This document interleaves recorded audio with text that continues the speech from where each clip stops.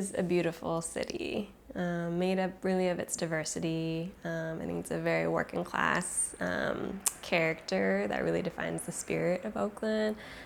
We have, folks ever since the beginning of the town who are, entrepreneurs and hustlers and, people who are, just trying to realize their dreams. We have a lot of dreamers here in Oakland. But I think the mishmash of cultures and people is really what makes Oakland special, and the people of Oakland are really what Oakland is, right? Like, people talk to each other, people say hello on the street, right? It feels like a town, even though we're over 400,000 people. It feels like the town. That's why we call it the town.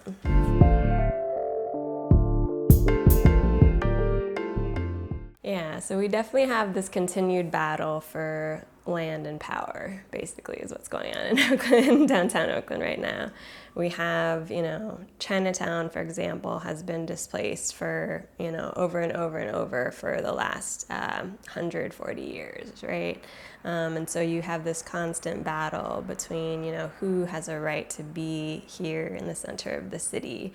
And so, now that developers and businesses and corporations finally want to be here and invest in Oakland, you have the people who've been here for hella long, who've created the city, the working class of the city, now fighting just to stay and to be a part of the Renaissance.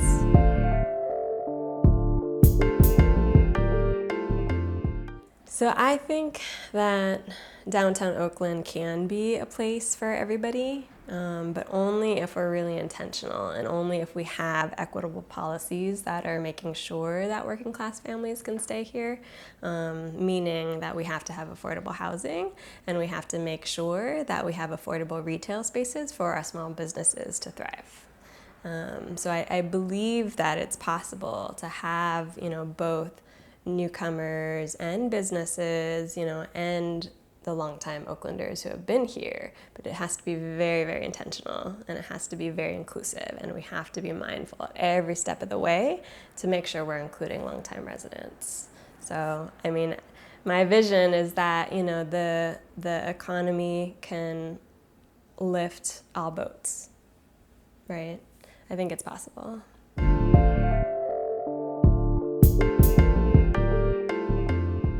Yeah, so there's a lot of talk about equity right now in Oakland, and for me, part of it is about addressing the inequities of the past, right?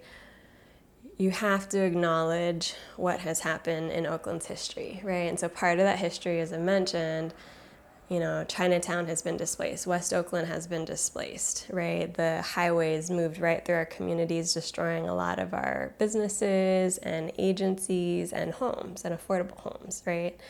And then you had, a long time where our families, as families of color, couldn't buy land, right? You had a long time, you had 60 years where Chinese families weren't citizens. And so we couldn't buy land, right? You had a long time where there were covenants in housing all across Oakland that only white families could own land, right? So there's a very real history of access to land, access to housing here that we have to acknowledge in our planning, right? And that's part of equity, is making, making that whole and making up for, these inequitable policies that have existed for so long.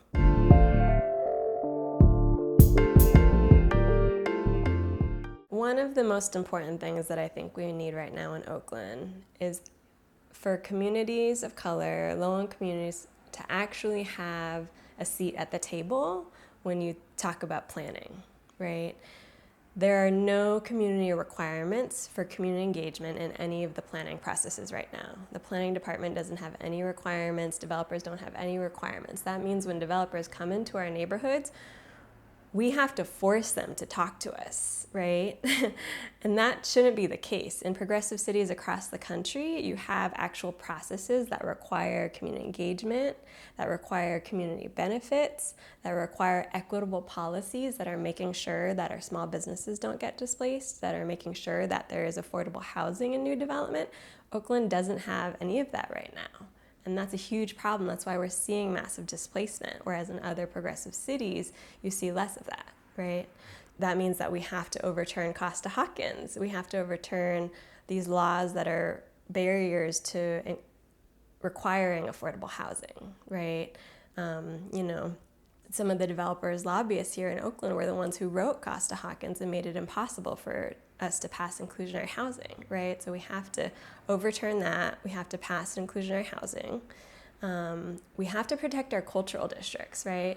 So when we talk about culture and race and economics, our cultural districts like Chinatown and the Black Arts District are at the heart of our local economies, right? So we're downtown, we're right next to where all the development's happening. And so if you don't have something to protect those communities, we could disappear, because I've seen it in other cities, it's happened, But if you look at San Francisco Chinatown, it is protected because they have zoning protections. They actually protect the small businesses there so that the downtown and techies don't take over San Francisco Chinatown, right?